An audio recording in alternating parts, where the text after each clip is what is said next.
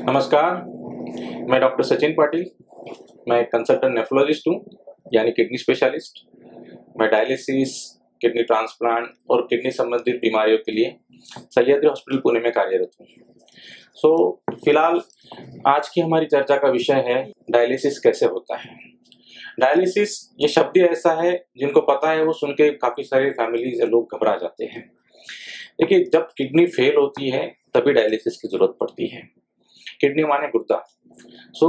इसके अंदर ये आज हम इस टॉपिक के बारे में चर्चा करेंगे कि जैसे कि इसके अंदर हमें क्यों करना पड़ता है, कब करना पड़ता है, इसका प्रोसीजर क्या होता है, ये किडनी खराब क्यों होती है, और डायलिसिस करते हैं तो फिर वो कौन से टाइप्स की होती है, और इसके अंदर एक टेम्पररी है, एक परमानेंट टाइप होता है, और साथ में फिर इसके कॉम्प्लिकेशंस क्या है, खर्चा क्या है, और इसको हम अवॉइड कैसे करें। तो सबसे पहले तो एक उदाहरण के तौर पे देता हूं कि जैसे किडनी क्या काम करती है। जैसे एक चाय होती है, हम चाय बनाते हैं तो चाय को हम छलनी में डालते हैं, तो पूरा चाय तो हम पी लेते हैं, छलनी के अंदर जो वेस्ट मटेरियल बचता है उसको हम फेंक देते हैं, उसको हम पीते नहीं है। उसी तरीके से ब्लड को प्यूरिफाई करने के बाद में किडनी जो वेस्ट मटेरियल बचता है उस वेस्ट मटेरियल को पेशाब के रास्ते से फेंक देती है। ये विषाक्त पदार्थ अगर मान लो किसी कारण से किडनी डैमेज हो जाए तो ये शरीर में जमा होकर आपको प्रॉब्लम्स कर सकते हैं।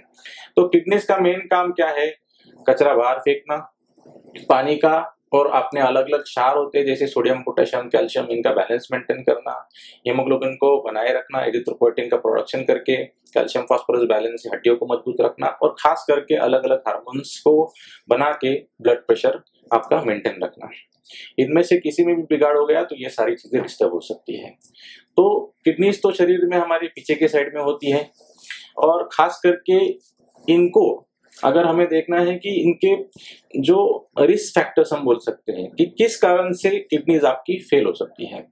तो इसके अंदर खास करके जो मरीज है जिनको डायबिटीज माने शुगर जो इसकी बीमारी है वो अनकंट्रोल लंबे समय के लिए रहती है, तो उच्च रक्तदाब की बीमारी और ब्लड प्रेशर लंबे समय के लिए ज्यादा रहना, कुछ आपकी वंशानुगत बीमारी होती है जैसे एडीपीकेडी नाम से होती है, फिर साथ में अगर आपको बार बार किडनी स्टोन से बार बार किडनी में इंफेक्शन होना, डॉक्टर की सलाह के बिना बार बार कुछ दवाइयाँ जैसे पेन किलर्स या अलग कुछ अल्टरनेटिव मेडिसिन या नीमोकिन की दवाइयाँ खाना, इनके कारण किडनीज को डैमेज हो सकता है।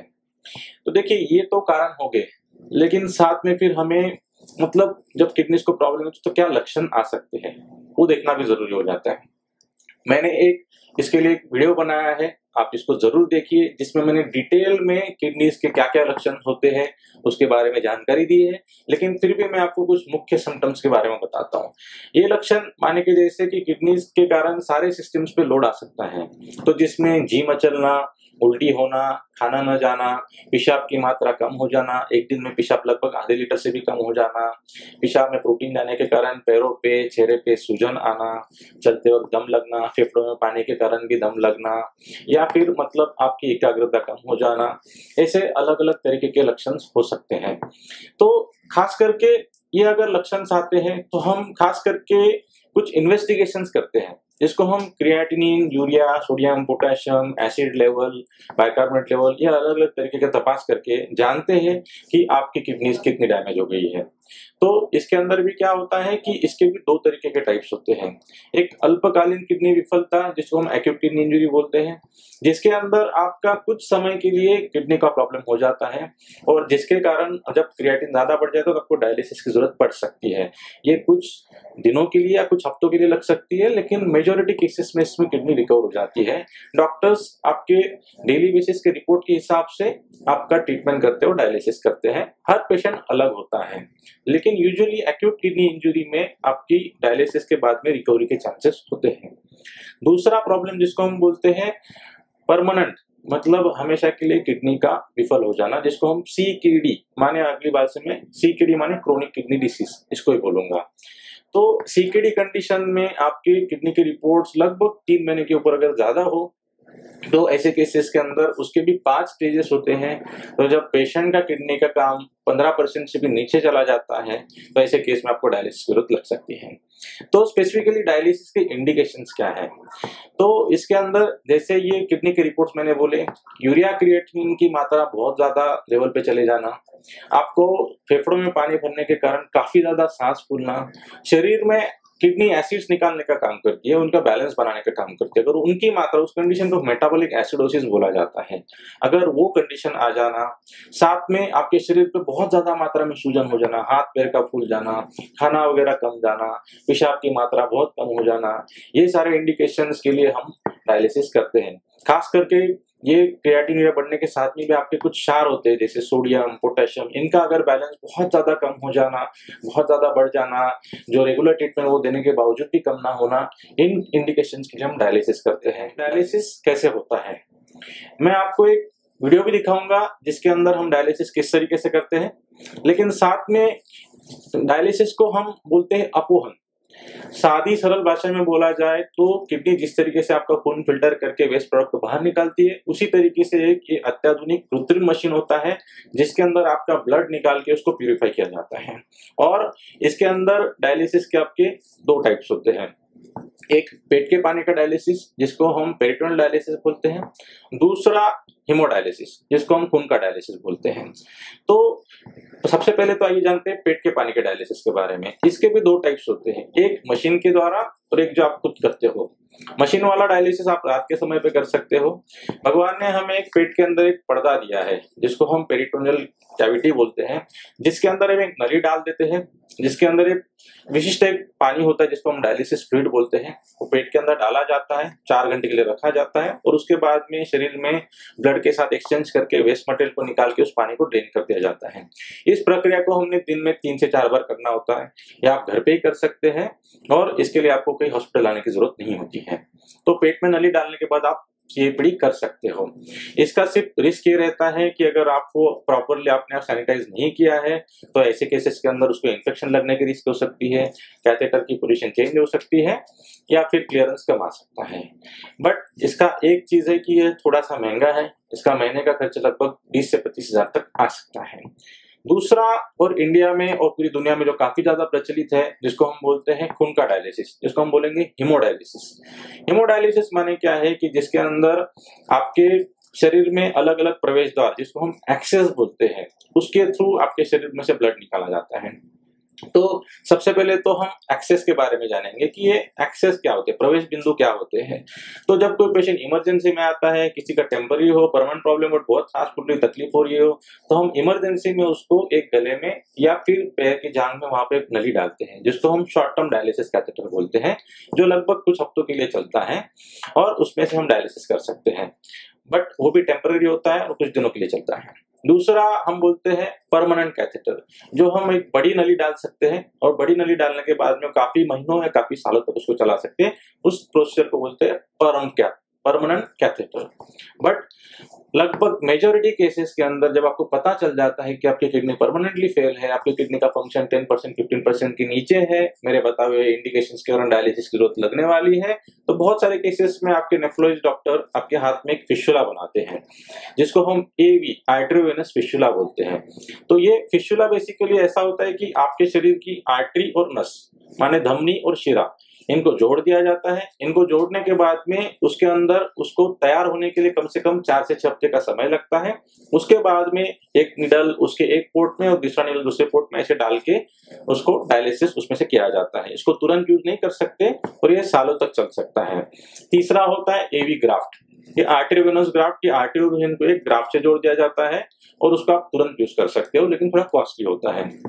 तो ये हो गया एक्सेस के बारे में। अभी शुरुआत कैसे होती है कि आप नली यूज करो, फिस्टुला यूज करो या फिर आप ग्राफ्ट यूज करो। उसके अंदर आपका आर्टेरियल लाइन से आपका खून निकाल दिया जाता है। आपको तो सबसे पहले डायलिसिस सेंटर पे आना होता है, या आपको एडमिट करते हैं या फिर ओपीडी बेसिस पे कर सकते हैं। आने के बाद में, लिटाने के बाद में आपका अगर फिस्टुला हो मान लो, तो उसके अंदर आर्टेरियल पोर्ट में निडल लगा के उसमें से खून आपके मशीन के अंदर सर्कुलेट, पंप के माध्यम से सर्कुलेट किया जाता है। जैसे ही ब्लड मशीन के अंदर जाता है तो उसके बाद में एक इंपॉर्टेंट, जिसको हमारे शरीर में हार्ट होता है, वैसे डायलिसिस मशीन के हार्ट को बोला जाता है डायलाइजर। ये एक तरीके का डायलाइजर माने जिसके अंदर अलग अलग तरीके की छोटी छोटी कैपिलरीज होती है, जिसके अंदर आपका ब्लड फिल्टर होता है। साथ में उस डायलाइजर में अटैच होता है, एक साइड से ब्लड आता है, दूसरे साइड से डायलिसिस फ्लूइड आता है। तो डायलिसिस किस पे काम करता है? खास करके principle of diffusion, principle of ultrafiltration. ये थोड़ा कठिन है, जिसको हम बोलेंगे कोई भी चीज है वो हाई कॉन्सेंट्रेशन से लो कॉन्सेंट्रेशन में मूव होती है। इसी प्रिंसिपल पर डायलिसिस काम करता है। तो अगर हम देखें तो जब भी ब्लड आपका डायलाइजर में जाएगा, साथ में डायलिसिस का भी फ्लूइड आएगा। जो ब्लड फ्लो की जो रफ्तार होती है लगभग 200 से 400 ml प्रति मिनट के हिसाब से रखते हैं। डायलिसिस के जो पानी की रफ्तार है वो प्रति मिनट 300 से 800 तक आप रख सकते हो। डायलिसिस का जो ये प्रोसीजर होता है, फिल्ट्रेशन होने के बाद में जो अशुद्ध जो है पदार्थ वो निकाल दिए जाते हैं और जो शुद्ध रखते हैं वो दूसरे वेनस पोर्ट से आपके शरीर में डाल दिया जाता है। तो ये डायलिसिस का प्रोसीजर लगभग 4 घंटे तक चलता है। लगभग आपको डायलिसिस हफ्ते में 3 बार करने की जरूरत होती है। देखिए, फिर ये तो 4 घंटे का प्रोसीजर है। कोई भी पेशेंट तुरंत आने के बाद में हम तुरंत 4 घंटे का डायलिसिस नहीं करते हैं। इसके अंदर स्टार्टिंग में हम शुरुआत में हमारी बॉडी एडजस्ट नहीं होती, इसलिए 2 से 2.5 घंटे का ही करते हैं। फिर धीरे धीरे आपका ड्यूरेशन बढ़ा दिया जाता है। कुछ पेशेंट्स अगर बहुत स्टेबल होते हो तो कभी कभी उनको हफ्ते में 2 बार भी डायलिसिस करने की सलाह दी जाती है। तो डायलिसिस के अंदर कैसा रहता है, आपका फिशुला हो गया, फिर आपका मशीन रहता है। मशीन के अंदर डायलाइजर अटैच किया जाता है, अलग अलग तरीके की ट्यूबिंग्स होती है। इसके अंदर भी कैसा होता है कि आप डायलिसिस का जो डायलाइजर है उसको सिंगल यूज भी कर सकते हैं, आप रीयूज भी कर सकते हैं और ट्यूबिंग को हम डिस्कार्ड भी कर सकते हैं। इस प्रोसेस में आपका ब्लड क्लॉट ना हो जाए, आपका ब्लड जमा ना हो जाए, उसके लिए हिपेरिन का यूज होता है। साथ में मशीन में जैसे मैंने वीडियो में दिखाया उसके अंदर 2 पार्ट्स होते हैं, ए पार्ट होता है और बी पार्ट, जिसको एसिड पार्ट और बाइकार्ब पार्ट होता है, जिसके अंदर से मशीन के अंदर प्रॉपर मिक्सिंग से रहते डायलिसिस फ्लूइड्स बनाया जाता है। बट अब ये तो डायलिसिस हो गया, लोग डरते हैं। अभी इसके अंदर कोई भी प्रोसीजर हो, कोई भी ऑपरेशन हो, आप इवन गाड़ी भी चला रहे हो तो हर चीज के अंदर एक रिस्क होता है, तो इसके अंदर भी कॉम्प्लिकेशन का रिस्क रहता है। आज के आधुनिक जमाने में और एडवांस मशीन्स आने की वजह से कॉम्प्लिकेशन रेट काफी कम हो गया है। आपकी जानकारी के लिए बता दूं कि दुनिया में सबसे ज्यादा जीने वाला इंसान डायलिसिस पे ऑलमोस्ट 40 साल के ऊपर जिया है। तो एक अपने आप में उपलब्धि है कि जिसके कारण आप भी सोच सकते हो कि डायलिसिस पे भी इंसान की लाइफ नॉर्मल रह सकती है। किसी का ब्रेन फेल हो जाए, हार्ट फेल हो जाए, लेकिन हमारे लिए इतना ज्यादा कालावधि नहीं बचता है, लेकिन किडनीज पे हम सालों तक डायलिसिस करके ट्रांसप्लांट करके जी सकते हैं। तो कॉम्प्लिकेशंस भी क्या हो सकते हैं कि जैसे डायलिसिस में हम आपके शरीर में से पानी निकालते हैं, आपके शरीर में से जब ये पानी कम होता है तो बीपी कम, ब्लड प्रेशर कम होने का रिस्क रहता है। किसी का बीपी बढ़ भी सकता है। पानी खींचने के कारण मांसपेशी में खिंचाव आना, जिसको हम क्रैम्प्स बोलते हैं। ऑब्वियस सी बात है, ब्लड का कांटेक्ट हो रहा है तो इन्फेक्शन का, वायरल इन्फेक्शन का रिस्क रहता है।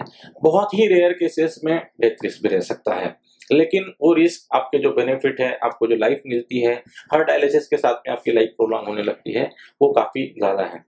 तो हीमोडायलिसिस के कॉस्ट के बारे में बोला जाए तो हर महीने में लगभग इसका खर्चा इंडिया में अलग अलग जगह पे अस्पताल के हिसाब से, धर्मादाय के हिसाब से या चैरिटी के हिसाब से या सरकारी के हिसाब से अलग अलग हो सकता है। कहीं फ्री होता है, कहीं कम पैसे में होता है, बट एवरेज जो कॉस्ट डायलिसिस की होती है वो 10,000 से 20,000 के बीच में होती है। साथ में डायलिसिस में पेशेंट को खून बढ़ाने के इंजेक्शन, ताकत के इंजेक्शन दिए जाते हैं और आयरन के भी इंजेक्शन दिए जाते हैं। तो डायलिसिस के दिन आपके नेफ्रोलॉजिस्ट की सलाह के हिसाब से आपको मेडिसिन लेनी होती है। खास करके अगर मैं बोलूं कि आपको डायलिसिस के पेशेंट अगर आप हो तो आपको नॉन डायलिसिस पेशेंट को जैसे लो प्रोटीन डाइट बोला जाता है, डायलिसिस पेशेंट को जो लोग हाई प्रोटीन डाइट बोलते हैं। ऑब्वियसली आपको शुगर, सॉल्ट इंटेक कम रखनी है, आपको अपना ब्लड प्रेशर कंट्रोल में रखना है। देखिए, डायलिसिस तो आपको हमेशा आपके हफ्ते में 3 बार करना पड़ेगा। इससे अगर आपको बचना है या इसका आपको परमानेंट इलाज चाहिए तो होता है ट्रांसप्लांट। तो इसके लिए हम हमारे अस्पताल में किडनी ट्रांसप्लांट भी करते हैं। ट्रांसप्लांट ये हमेशा किडनी डायलिसिस से कई मायनों में ज्यादा अच्छा रहता है। एक बार ट्रांसप्लांट हो गया, किडनी आपकी अच्छी बैठ गई तो फिर आपको डायलिसिस की जरूरत नहीं पड़ती है। इनफैक्ट हम लोग यहाँ पे किडनी और पैनक्रियास ट्रांसप्लांट भी करते हैं, हम लोग यहाँ पे लिवर किडनी ट्रांसप्लांट भी करते हैं। इसके लिए आपको डायलिसिस के बारे में या फिर आपको ट्रांसप्लांट के बारे में कुछ भी जानकारी चाहिए तो नीचे हुए जो नंबर्स है और वेबसाइट है आप उस पर हमें कांटेक्ट कर सकते हैं। धन्यवाद।